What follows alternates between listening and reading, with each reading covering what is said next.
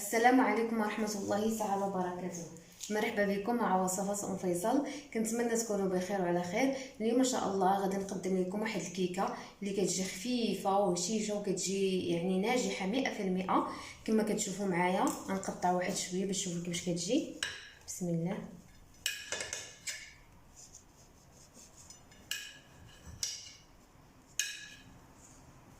ها نتوما شوفوا كيفاش كتجي زوينه، كتجي خفيفه من الوسط، كتجي ناجحه في المئة 100%.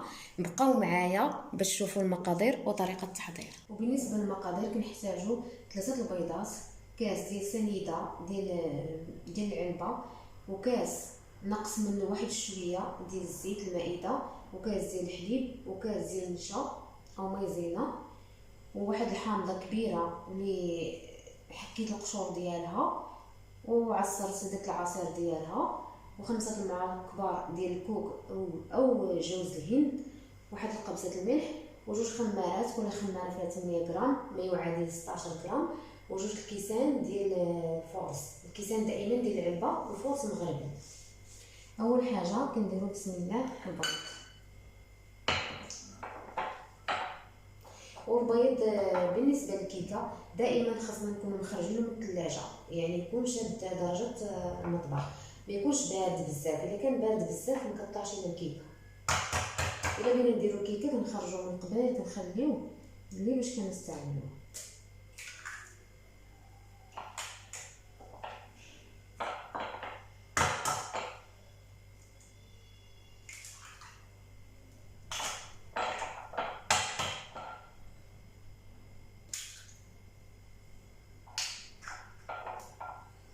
كنضيف كاس زيت سنيده، قبصه ملح،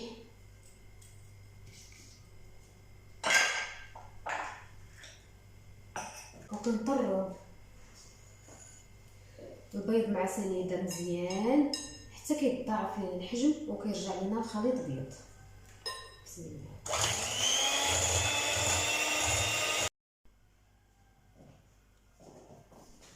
كما كتشوفوا معايا راني طربت الخليط مزيان حتى ولى اللون ديالو ابيض. كلما طربنا مزيان كيدخل الهواء للخليط وكيجي الكيك كيجي اسفنجي، كيجي زوين. دابا غادي نضيف الزيت كنضيفوه غير بشويه بشويه، ما كنضيفوش مره واحده، وكنقصوا من الطراب، ما كنديروش على الجهد ديالو، غير بشويه بشويه.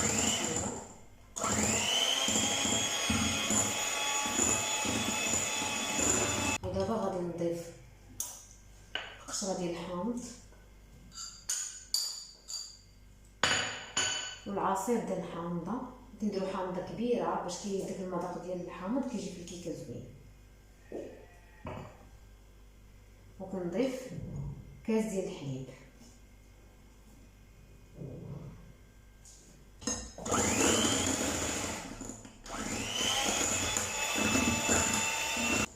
وكنضيف 5 المعالق كبار ديال الكوك،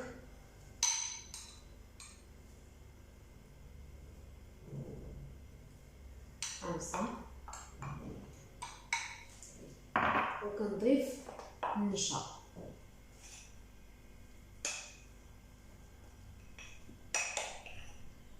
هاد النشا كيجيبها كما كيجيب الحلوه خفيفه، كيجيب الكيكه خفيفه وكتجيبها هشيشه. دابا غنطرب شويه بشويه.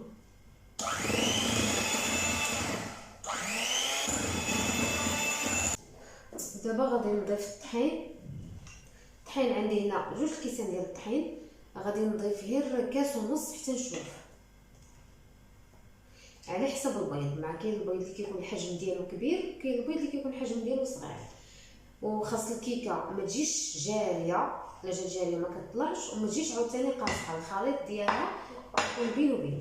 وغادي ندير هنا 2 الخمارات،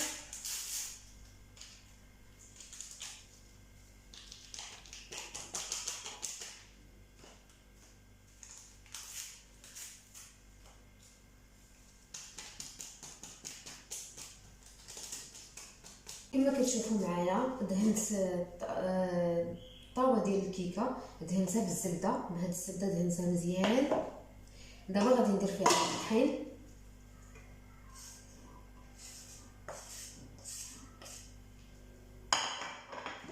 الطحين هكا بحال هكا.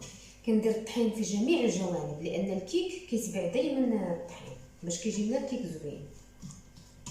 هكا كندير هنايا حتى هنايا الفوق. المهم خاص الطحين يوصل كاع للفوق فوق كلشي.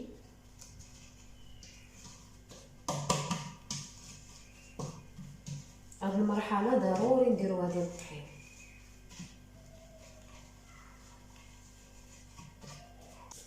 ودابا غادي نخليو الخليط في الكيك وضروري غنهزو هكا شويه باش كيزيد يدخل الهواء في الخليط وكتجي الكيكه مهويه ما كتجيش مدقصه.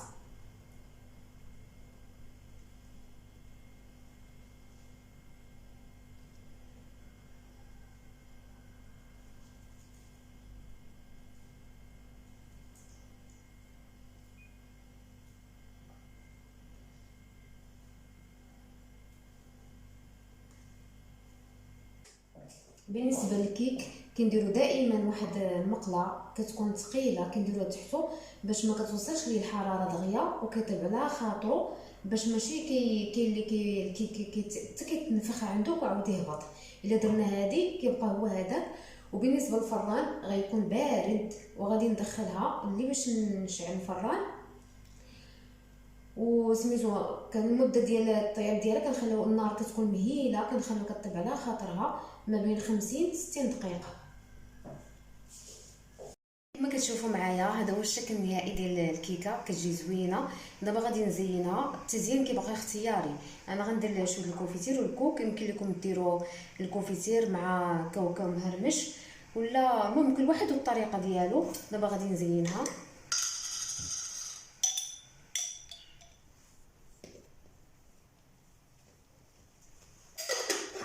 وغادي نحط منها شويه الكوك.